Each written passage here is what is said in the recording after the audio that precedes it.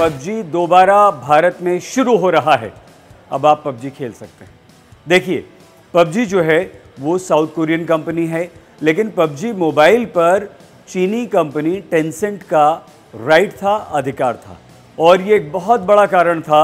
Tencent की वजह से भारत सरकार ने, क्योंकि ये चीनी कंपनी थी, चीन की कंपनी थी, इसलिए इस पर बैन लगा दिया था। अब साउथ कोरियन कंपनी पबजी ने चीन की इस टेंसेंट के साथ अपने सारे करार, सारे समझौते तोड़ लिए हैं। इससे ये कंपनी अलग हो गई है और अब ये भारत में पबजी मोबाइल गेम लॉन्च करने वाली है।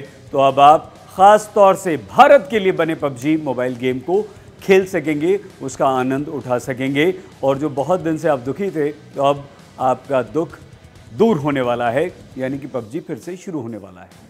सिर्फ इतना ही नहीं, इस साउथ कोरियन कंपनी ने भारत में $100 मिलियन यानी कि लगभग 7.5 अरब रुपए निवेश करने की भी एक योजना बनाई है। इसमें भारतीय पार्टनर भी होगा और कम से कम 100 एम्प्लॉयज़ रखे जाएंगे, बहुत सारे ऑफिसेज होंगे। इसके अलावा पबजी को अब भारत के लिए ख़ास तौर से बनाया जा रहा है। तो जो गेम होगा वो हमारी ज़रूरतों के हिसाब से या भारतीय परिस्थितियों के हिसाब से डेवलप किए जाएंगे। उसके जो कंटेंट होंगे वो आपके और हमारे अनुसार होंगे, शुद्ध तौर पर भारतीय। और ये साउथ कोरियन कंपनी पबजी ने फैसला कर लिया है, इसके लिए तैयारियां शुरू कर दी। इंडियन गेमर्स के लिए ये गेम कस्टमाइज्ड होगा। यंगर प्लेयर्स के लिए कंपनी इस गेमिंग ऐप में टाइम लिमिट सेट करने का एक फीचर लाने की भी तैयारी कर रही है। भारत में पबजी मोबाइल इंडिया जो लॉन्च किया जा रहा है, उसमें चीन की कंपनी टेंसेंट का कोई रोल नहीं होगा, कोई पैसा नहीं होगा, हिस्सेदारी भागीदारी कुछ भी नहीं होगी। सीधे सीधे पबजी ही ये गेम इंडिया में लॉन्च करेगी, यानी कि चीन का इससे कोई लेना देना नहीं है।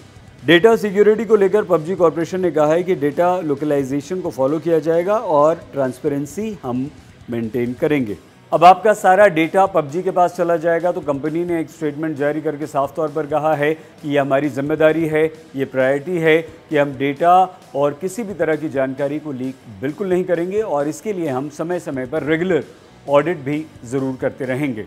इसमें video game, e sports, entertainment और IT इंडस्ट्री के लिए भी इन्वेस्ट किया जाएगा।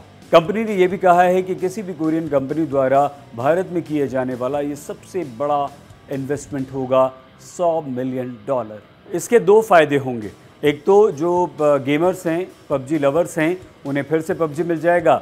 इसके अलावा पबजी कॉरपोरेशन के साथ एक भारतीय कंपनी का करार हो जाएगा, समझौता हो जाएगा। और इससे एक फ़ायदा और ये होगा कि हमारे देश में ज़बरदस्त इन्वेस्टमेंट आएगा, निवेश आएगा।